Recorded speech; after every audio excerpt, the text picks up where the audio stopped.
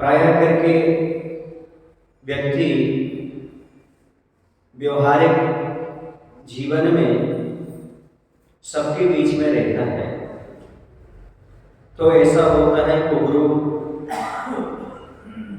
और कुदेव और कुधर्म भी मिला करते हैं और इनकी सेवक भी हैं। तो कुगुरु, कुदेव, कुधर्म और इन तीनों की सेवा, इस 6 अनायतनों से हमेशा बचना चाहिए, क्योंकि अनायतन सम्यक दर्शन में दोष उत्पन्न करते हैं। आयतन माने धर्म का स्थान और अनायतन माने अपन विपरीत ले ले तो अधर्म का स्थान कह सकते हैं। तो ये हमारे लिए मन वचन काया से प्रशंसा और भक्ति सेवा करने से सम्यक दर्शन में दोष उत्पन्न कराने वाले हैं। इसे 6 अनायतन से बचना चाहिए। अब संकादि 8 दोष आते हैं। जैसे आपने गुण पढ़े हैं, निसंकित आदि अंग, वो गुण कहलाते हैं, अंग कहलाते हैं सम्यक दर्शन के 8, तो उनकी विपरीत हो जाएगी दोष। तो निसंकित का हो जाएगा शंका। शंका जिन्हें देव द्वारा कथित तत्वों में विश्वास नहीं करना, तो यह शंका दोष कहलाता है। दूसरा है कांक्षा, धर्म के सेवन से सांसारिक भोगों की इच्छा करना, वांछा करना, एक कांक्षा नाम का दोष कहलाता है। विचिकित्सा, रत्नात्रधारी मुनियों के शरीर को लेकर गिलानी करना, ये विचिकित्सा नाम का दोष कहलाता है। मूढ़ दृष्टि, मिथ्या मार्ग और मिथ्या मार्गियों की मन से सहमति करना, वचन से प्रशंसा करना एवं काय से सेवा करना, यह मूढ़ दृष्टि। मूढ़ माने मूर्खता, मूढ़ दृष्टि। अनुग्रहण, धर्मात्माओं के दोषों को प्रकट करना, यह अनुग्रहण है। अस्थितीकरण, धर्म से चलायमान लोगों को पुनः धर्म में स्थित नहीं करना, ये अस्थितीकरण कहलाएगा। अवात्सल्य, सधर्मी भाइयों से प्रेम न कर उनकी निंदा करना, ये अवात्सल्य है। और आज धर्म की अप्रभावना हो रही है और समाज टूट रही है, तो मात्र अवात्सल्य के कारण ही टूट रही है। यदि वात्सल्य आ जाए तो समाज टूटे ना और धर्म की हमेशा प्रभावना होती है। अब अगला आता है अप्रभावना, अपने खोटे आचरण से जिन शासन की अप्रभावना करना, जैनी होकर के रात में खाना, होटल में खाना, ये सब अप्रभावना के कारण माने जाते हैं।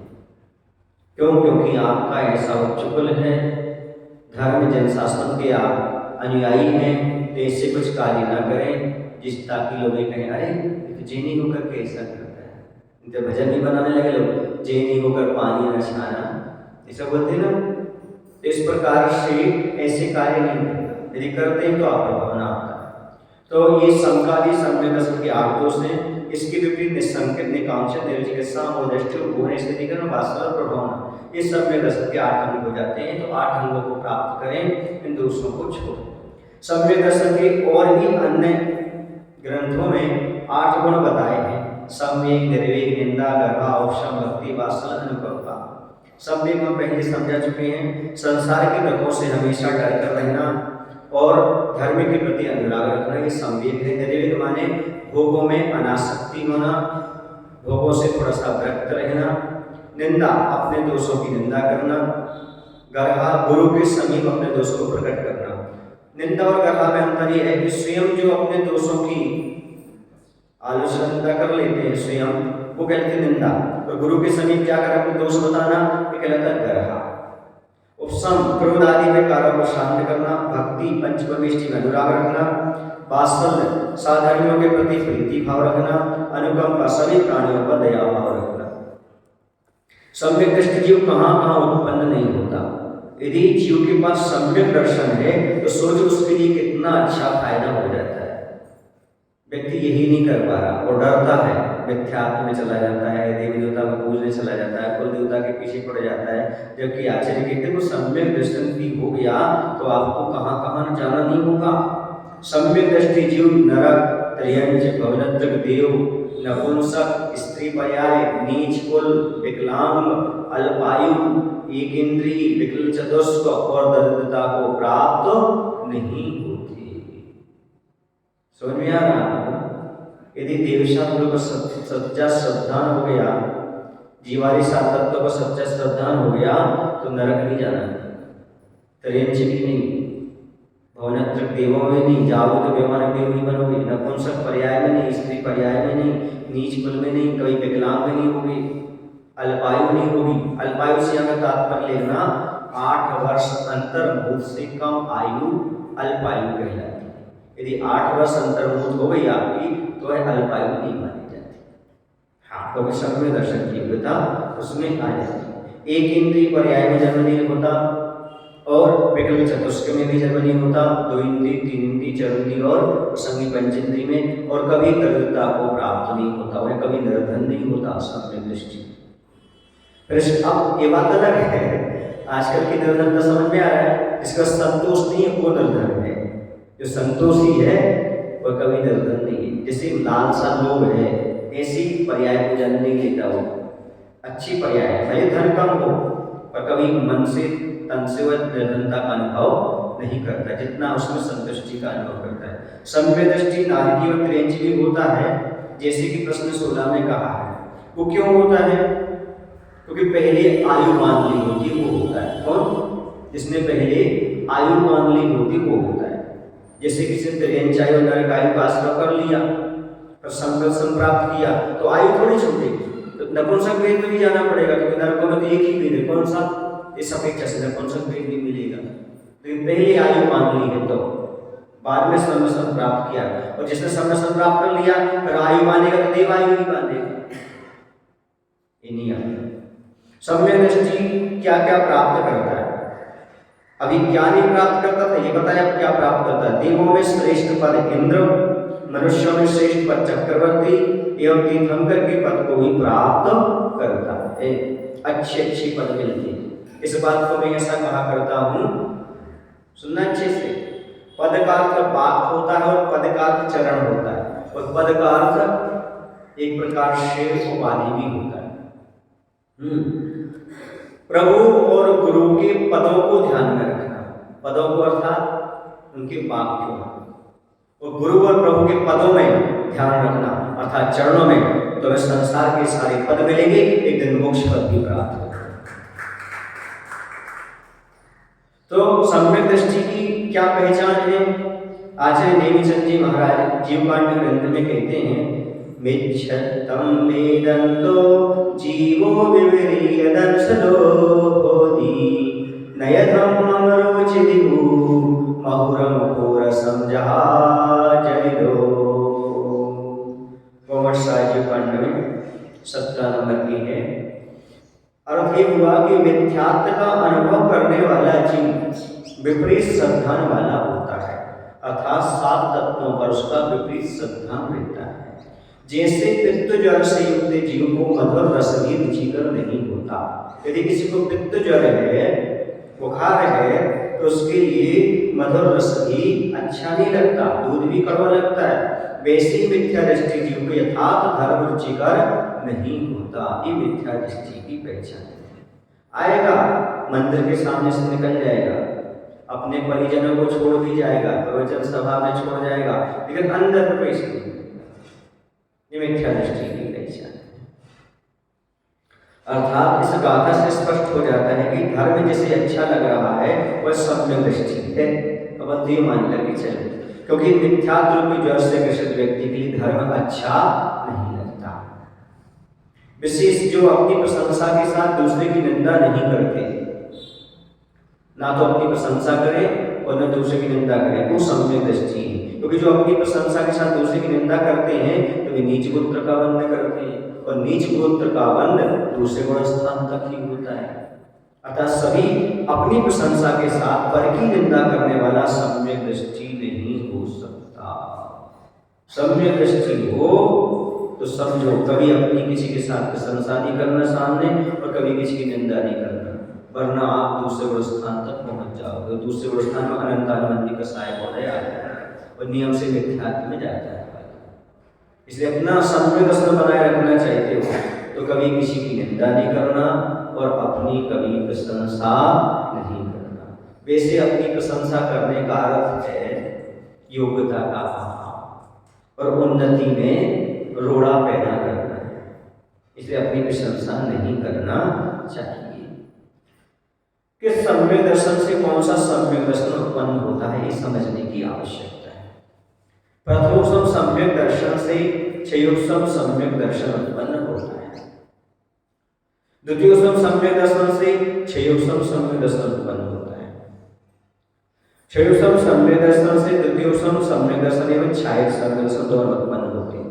क्षयोपम सम्यक दृष्टि द्वितीयोपम सम्यक भी प्राप्त कर सकता है और छायक सम्यक दर्शन भी प्राप्त कर सकता है। छायक सम्यक दर्शन से कोई भी सम्यक दर्शन नहीं होता, क्योंकि छायक सम्यक दर्शन से तो सीधी मुक्ति होती है, कोई जरूरत ही नहीं है, क्योंकि क्षय हो गया, अब तो कुछ होने वाला है ही नहीं। अधिक से अधिक 4 बोलेगा और मुक्त हो गई होगा। सम्यक दर्शन के पर्यायवाची नाम कौन कौन से हैं? आस्था, श्रद्धा, रुचि, प्रतीति इत्यादि जो नाम हैं, ये सब सम्यक दर्शन के विश्वास, ये सब सम्यक दर्शन के नाम।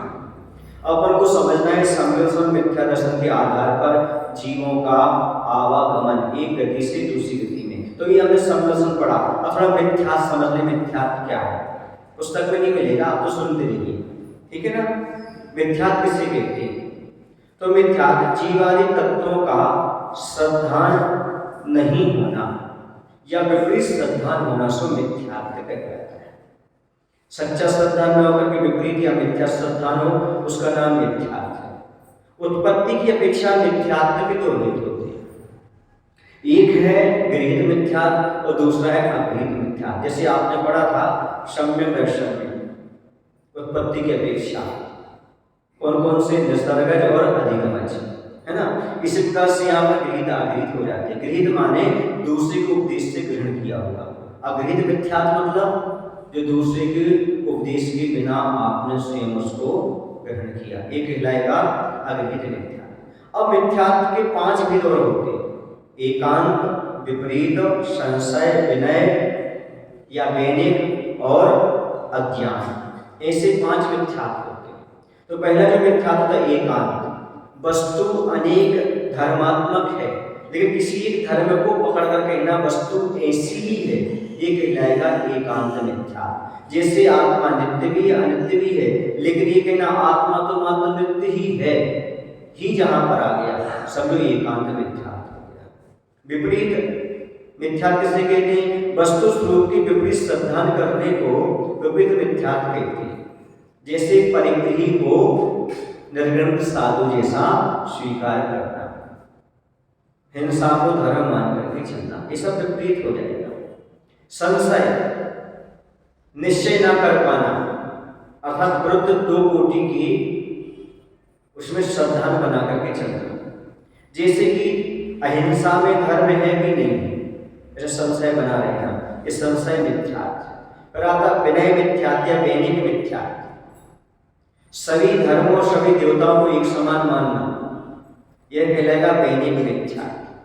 इस वक्त अज्ञान मिथ्यात्व करते हैं, हिताहित की परीक्षा किए बिना श्रद्धा कर लेना, ये कहलाएगा आपका कौन सा?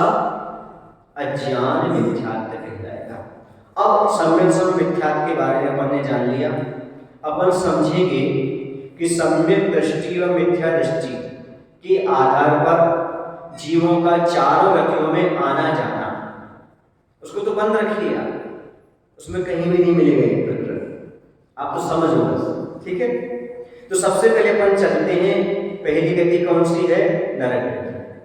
तो सम्यक दृष्टि और मिथ्या दृष्टि के आधार पर नरक गति के जीव कर्मभूमि के मनुष्य एवं त्रेंच में आते हैं।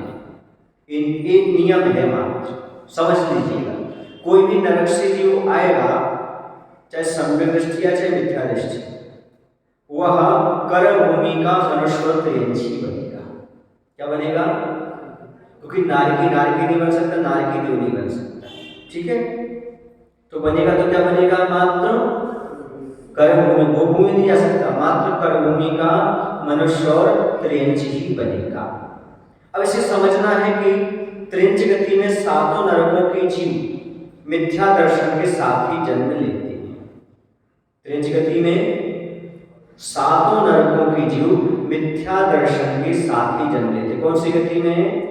त्रेंच में। यदि कोई भी नारकी त्रेंच बनेगा तो मिथ्यात्व के साथ ही बनेगा।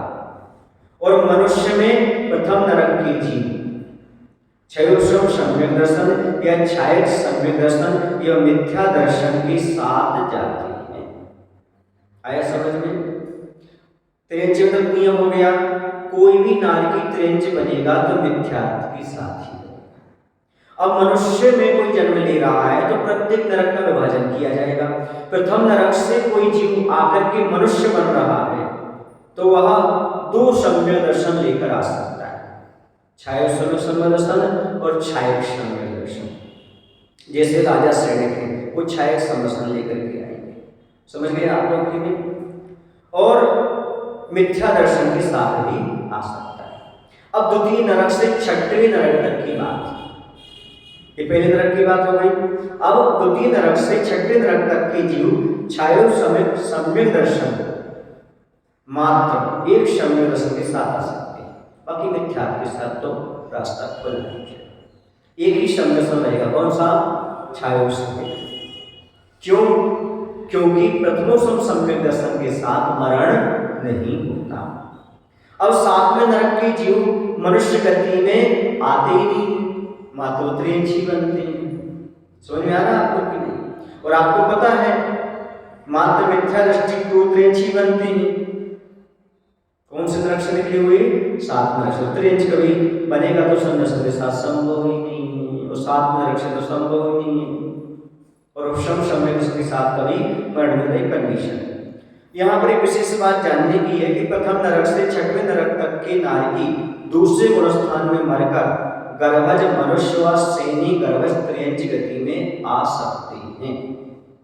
एक कंडीशन है, कोई भी जीव नरक गति में दूसरे गुणस्थान के साथ नहीं जा सकता, क्योंकि दूसरे गुणस्थान में मरण करने वाला जीव कभी नरक आयु में नहीं जाता, नरक गति में नहीं जाता। लेकिन नरक से दूसरे गुणस्थान वहां पैदा कर लिया, फिर दूसरा गुणस्थान बन सकता, फिर वहां से वह आ सकता।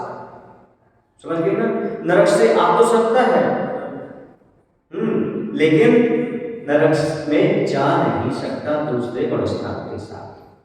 अब यहाँ पर दूसरी कंडीशन ये है कि पहले से छठे नरक तक के निकले जीव यदि त्रेंच बने तो उपशम और छायोश्रम समदर्शन प्राप्त कर सकते हैं।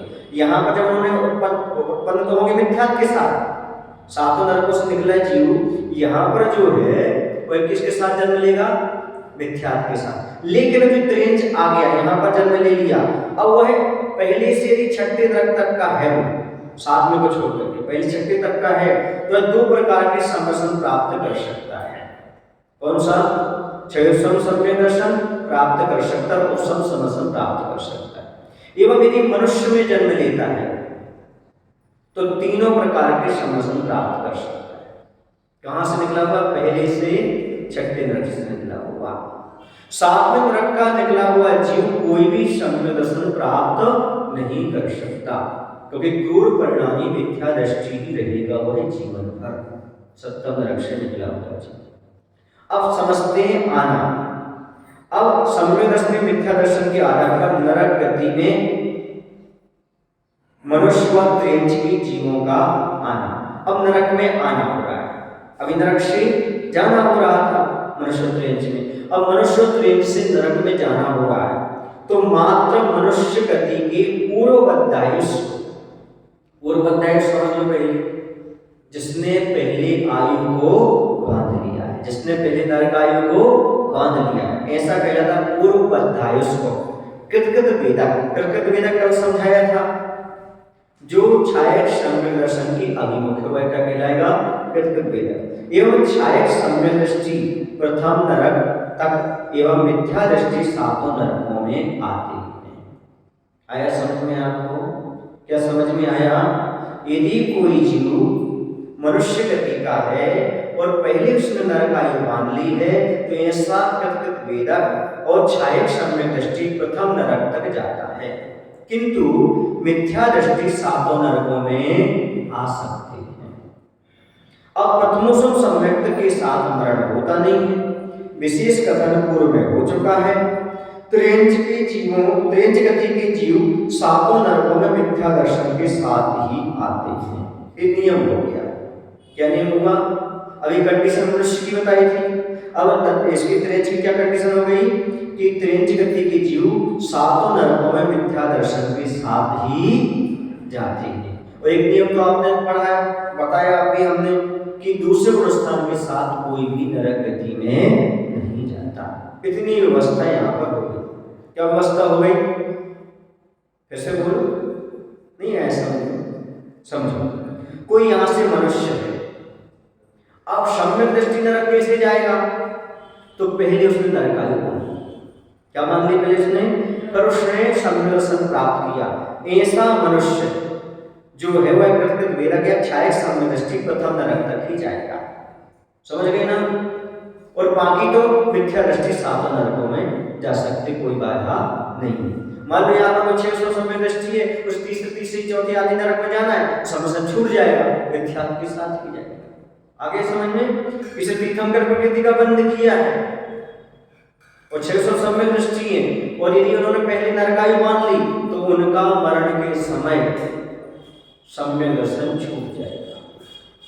जब वहां पर पर्याप्त हो जाएंगे जन्म लेकर, फिर सम्यक दर्शन होगा, तीर्थंकर प्रकृति बंध शुरू हो जाएगा। अभी बीच में रुक जाएगा, अंतर में तीर्थंकर प्रकृति का बंध भी रुक जाएगा 600 सम्यक दृष्टि का नरक जाते समय। सातों नरकों की नारकी उपशम और 600 सम्यक दर्शन उत्पन्न कर सकते हैं। और वहां पर जन्म लेने के बाद सातों नरकों के जो है वह नारकी उपशम और 600 सम्यक प्राप्त कर सकते। तो छायक नहीं, छायक तो यहीं से ले जा सकते हैं, और कहां तक? मात्र पहले नरक तक, क्योंकि छायक सम्यक दर्शन मात्र कर्मभूमि के मनुष्य को ही उत्पन्न हो सकता है। उसी के पास क्षमता है केवली सुकेवली के पादमूल में 7 प्रकृतियों के क्षय करने की। प्रथम नरक के जीवों को तीनों सम्यक दर्शन हो सकते हैं। हाँ, बन जाती है, कोई बात नहीं। तीर्थंकर प्रकृति के लिए छायक सम्यक दर्शन का होना अनिवार्य नहीं है, 600 सम्यक दर्शन के साथ भी बनती है। द्वितीय नरक से 7वें नरक तक के जीवों को उपशम और 600 सम्यक दो ही प्राप्त हो सकते हैं। अब देखो, कोई नरक में जाके जन्म ले गया, अब वहां की बात कह रहे हैं, तो प्रथम नरक में तीनों सम्यक हो सकते, कोई बाधा नहीं, उत्पन्न नहीं होंगे, रह सकते हैं, क्योंकि छायक सम्यक उत्पन्न नहीं होगा, यहाँ से लेकर के जाएगा तभी, या तो कृतवेदक होगा तो कन्वर्ट हो जाएगा, ये बात है। द्वितीय नरक से 7वें नरक तक के जीवों को उपशम और 600 दो ही सम्यक दर्शन हो सकते हैं। इतना नरक का प्रकरण पूर्ण हो गया। अब अपन चलते हैं कौन सी गति? त्रियंच गति।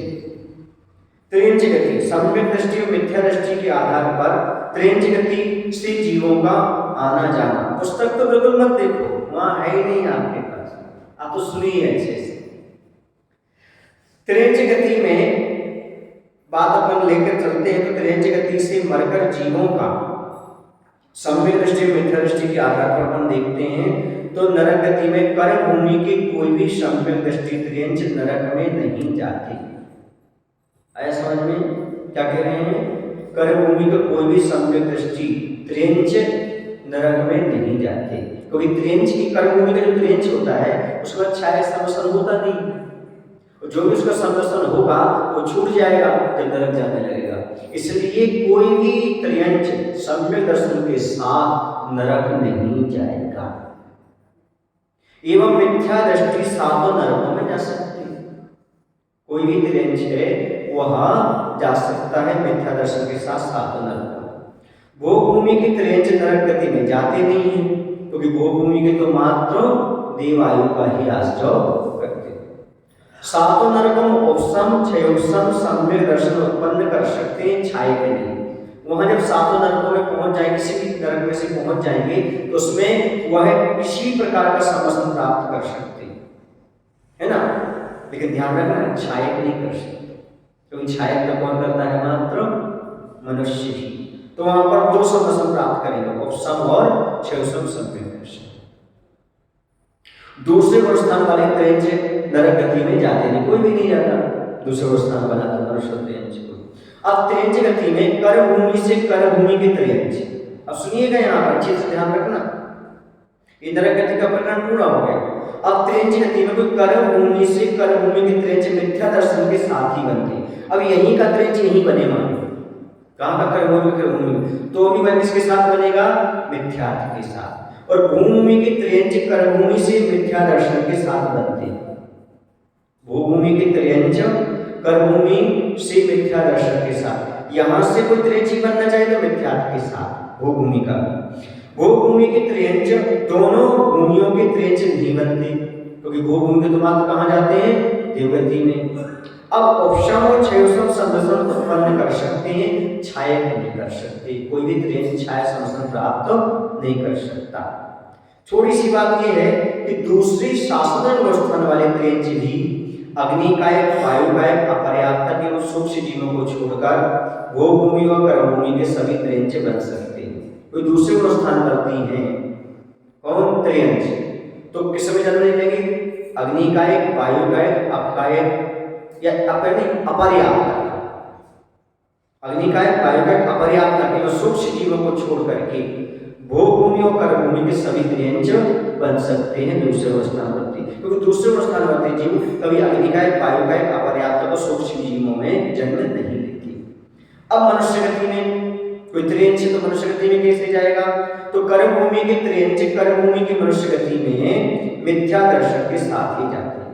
जैसी कंडीशन त्रियंच की त्रियंच में है, वैसे त्रियंच की मनुष्य में जाने की यही परिणति है। कर्मभूमि का भी त्रियंच है, यहीं का मनुष्य बनेगा तो भी मिथ्यात्व के साथ। सुन रहे हैं आप लोग, इसे तो कहते हैं विदेश क्षेत्र जाने की कामना मत करो, क्योंकि यहाँ से मरण करके जाओगे तो मिथ्यात्व में जाना पड़ेगा। मनुष्य बनोगे तो मिथ्यात्व में, त्रियंच बनोगे तो मिथ्यात्व में जाना पड़ेगा।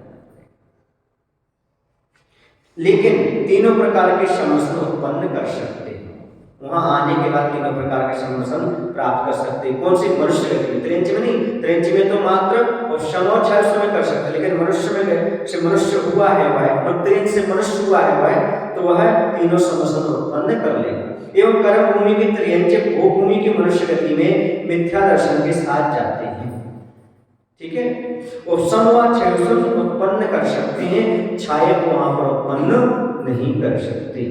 भूभूमि के त्रियंच कर्मभूमि में आते नहीं है, न भूभूमि की मनुष्य गति में उत्पन्न होते हैं, मात्र देवगति जाती है। ये तो आप जानते हो, भूभूमि का कभी और गति में नहीं जा सकता देव के अलावा। दूसरे शासन स्थान वाले त्रियंच भी कर्मभूमि व भूभूमि के मनुष्य बन सकते हैं। कोई दूसरे स्थान वाले त्रियंच हैं, वह कर्मभूमि व भूभूमि के मनुष्य बन सकते हैं। अब देवगति में त्रियंच देवगति की व्यवस्था देखते हैं। तो कर्मभूमि की छायोसमय को एवं भूभूमि की छायोसमय, कर्मभूमि के छायोसमय और भूभूमि की छायोसमय व छायक सम्यक दृष्टि एवं दोनों भूमियों की मिथ्या दृष्टि त्रियंच देवगति में जाते हैं। अब थोड़ा समझने की बात है, ये व्यवस्था हो रही है कर्मभूमि की छायोसमय की और भूभूमि की छायोसमय और छायक की। अब आपके मन में प्रश्न ये उत्पन्न हो सकता है, त्रियंच गति में तो छायक समसन होता नहीं, तो भूभूमि में कहां से मिल गया? तो यहां से किसी ने पहले त्रियंच आयु बांधी थी, फिर छायक समसन प्राप्त किया तो भूभूमि में जन्म लेगा। ऐसे यहां का मरण करके साथ में ले जाएगा, ऐसा भूभूमि के त्रियंच के पास छायक समसन मिल सकता है। यहाँ कर्मभूमि के त्रियंच के पास छायक समरसन तीन काल में नहीं मिल सकता। ठीक है ना, उत्पन्न नहीं होगा वहां भी। ये जन मरण करके वहां जा रहा है तो साथ लेकर के जा रहा है इस अपेक्षा से, बाकी किसी भी त्रियंच में छायक समरसन उत्पन्न नहीं होता, ये लेकर के भूभूमि में जा रहा है। समझ गए ना, कोई मनुष्य था कर्मभूमि का। तो इस प्रकार से कर्मभूमि की छायोसमय एवं भूभूमि की छायोसमय को छायक सम्यक दृष्टि एवं दोनों भूमियों की मिथ्या दृष्टि त्रियंच देवगति में जाती है। कंडीशन इतनी सी है कि कर्मभूमि की मिथ्या दृष्टि भवनत्रय से 12वें स्वर्ग तक, कहां तक जाएंगे? 12वें स्वर्ग तक जा सकते हैं। एवं सम्यक दृष्टि व देशवृत्ति त्रियंच पहले स्वर्ग से 16वें स्वर्ग तक जा सकते हैं। भूभूमि की मिथ्या दृष्टि भवनत्रय तक जाते हैं एवं सम्यक दृष्टि प्रथम और द्वितीय स्वर्ग तक जाते हैं। देवगति में उपशम और छायोसमय समरसन उत्पन्न कर सकते हैं, छायक नहीं, क्योंकि छायक तो मात्र उत्पन्न कहां कर सकते हैं? कर्मभूमि के मनुष्य ही। दूसरे सासाधन गुणस्थान वाले त्रेंच भी भवनवासी से 12वें स्वर तक जा सकते हैं, दूसरे स्थान होती थी। अब आना, कोई सम्यक दर्शन और मिथ्या दर्शन के आधार पर चार गतियों में जीवों का त्रेंच गति में आना। अभी जाना बोला तो चार गतियों में आना, तो कर्मभूमि के त्रेंचों में भोग भूमि के जीवों को छोड़ करके, कर्मभूमि के त्रेंचों में भोग भूमि के त्रेंच को छोड़ करके बोधमात कहाँ जाते हैं, देवगति में। चारों गतियों के जीव मिथ्या दर्शन के साथ ही आते, ये नियम है। त्रेंच में कहीं से भी जीव आए, चाहे नरक से आए, चाहे देव से आए, चाहे त्रेंच से, चाहे मनुष्य से आए, नियम से वह मिथ्या के साथ ही त्रेंच में जन्म लेते हैं। भोगभूमि के त्रेंचों में मात्र कर्मभूमि के मनुष्य गति के पूर्व अध्यायस्थ कृत वेदक या छायक सम्यक दृष्टि व त्रेंच गति के मिथ्या दृष्टि जीव आते हैं। उपशम व क्षयोषम सम्यसन उत्पन्न कर सकते हैं, छायक सम्यसन उत्पन्न नहीं कर सकते। दूसरी शासन गुण स्थान वाले सभी गतियों के जीव भी त्रेंच गति में आकर पूर्वोक्त त्रेंच बन सकते हैं, दूसरे स्थान वाले, उसमें कोई बाधा नहीं है। अब चलते हैं अपन, यहाँ पर इतनी व्यवस्था हो गई। अब यहाँ पर थोड़ी सी व्यवस्था ही समझ लें कि कौन से त्रेंच कौन से सम्यक दर्शन हो सकते हैं त्रेंच के पास। तो एक इंद्री से अशनि पंचेंद्री तक और लब्ध्य पर्याप्त त्रेंच को कोई भी सम्यक दर्शन नहीं होता, क्योंकि इनके पास मन नहीं होता। सम्यक दर्शन पाने के लिए मन होना जरूरी है। सेनी, गर्भज, भव्य, कर्मभूमि के तीनों वेद वाले त्रेंचों को उपशम और क्षयोपशम दो ही सम्यक दर्शन हो सकते हैं, छायक नहीं। एवं भोगभूमि के पुरुष व स्त्री वेद वाले त्रेंचों को, नपुंसक वेद वहां तो होते ही नहीं, कहां पर, भोगभूमि में, तो उत्पत्ति की अपेक्षा उपशम और क्षयोपशम दो ही सम्यक दर्शन होते हैं। एवं कोई पूर्व अध्याय की अपेक्षा है तो क्षयोपशम अनेक वेदक व छायक सम्यक होते हैं। ये सम्यक दर्शन पुरुष के त्रेंच की अपेक्षा लेना, त्रेंचनी को क्षयोपशम या वेदक व छायक सम्यक नहीं होता। इस प्रकार सब मिलाकर पुरुष त्रेंचों को तीनों एवं त्रेंचनी को छायक के बिना दो होते हैं। संगी पंचेंद्री को यानी सम्मूषण पंचेंद्री को अपन लेके चलते तो मात्र क्षयोपशम सम्यक दर्शन ही होता है। अब अपन चलते हैं इसके बाद मनुष्य गति।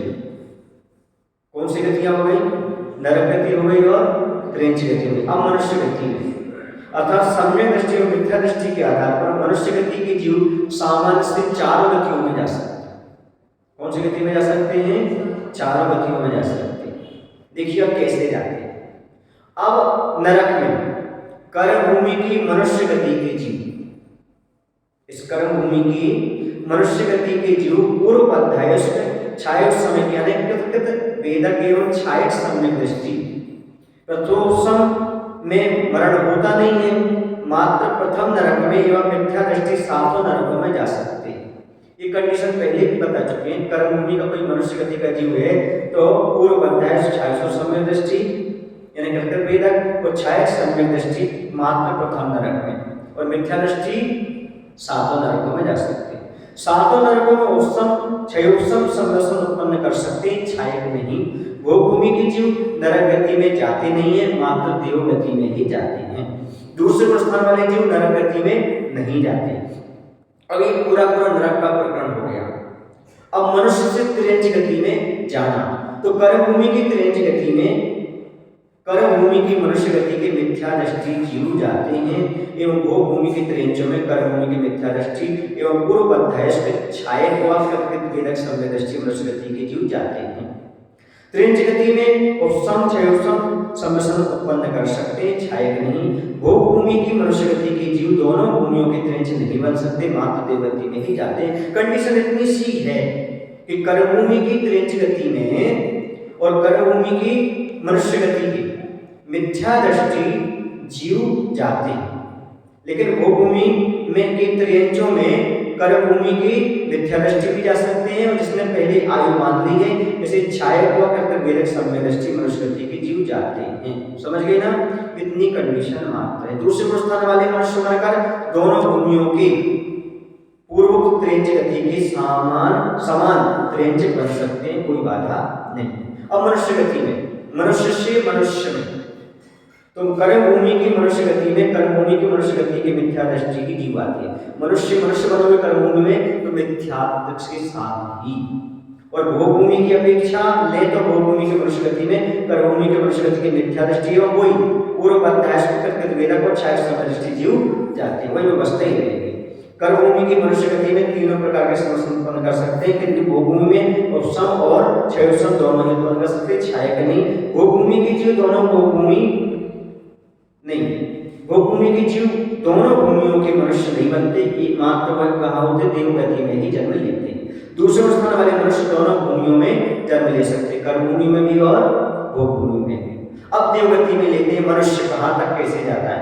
तो कर्म भूमि की मनुष्य गति के जीव तीनों सम्यक दर्शन के साथ प्रथम स्वर्ग से सर्वाशक्ति तक जा सकते हैं। कहाँ तक? सर्वाशक्ति तक, तीनों सम्यक दर्शन के साथ। और सम और द्वितीय सम लेना, इसके संबंध में जहां उपसम आए तो उपसम में क्योंकि उपसम के साथ तो मरण होता नहीं, द्वितीय उपसम समय दृष्टि है ना, वहां पर देवायु में जा रहा है, तो इसके संबंध में चर्चा पूर्व में हो चुकी है। ये मिथ्या दृष्टि भवनवासी से लेकर, मिथ्या दृष्टि भवनवासी से लेकर नौवीं गिरिवत तक जा सकते हैं, समझ गए ना। लेकिन 16 सरस्वती पर कौन जाएंगे? मिथ्या दृष्टि मुनिराज। भोग भूमि की क्षयोपसमिक और छायसम्य दृष्टि मनुष्य गति की जीव प्रथम व द्वितीय स्वर्ग तक जाते हैं भोग भूमि की, क्योंकि इसके आगे उनका है ही नहीं। एवं मिथ्या दृष्टि भवन तक में जाते हैं। देवगति में उपसम व क्षयोपसम समस्या उत्पन्न कर सकते हैं, छायक नहीं। दूसरे गुण स्थान वाले मनुष्य मरकर देवगति में भवनवासी से नौवें गिरिवत तक जा सकते हैं। मिथ्या दृष्टि जा सकते तो दूसरे स्थान वाला भी वहां जा सकता है। अब आना अर्थात सम्यक से मिथ्या दृष्टि के आधार पर जीवों का मनुष्य गति में छायक सम्यक दर्शन के साथ, कैसे कह रहे हैं? कोई कर्म भूमि का मनुष्य है और कर्म भूमि की मनुष्य गति में देवगति और नरक गति के जीव, कहाँ के? देवगति और नरक गति के जीव कर्म भूमि की मनुष्य गति में जीव क्षयोपसमिक और छाय समस्त के साथ आ सकते हैं।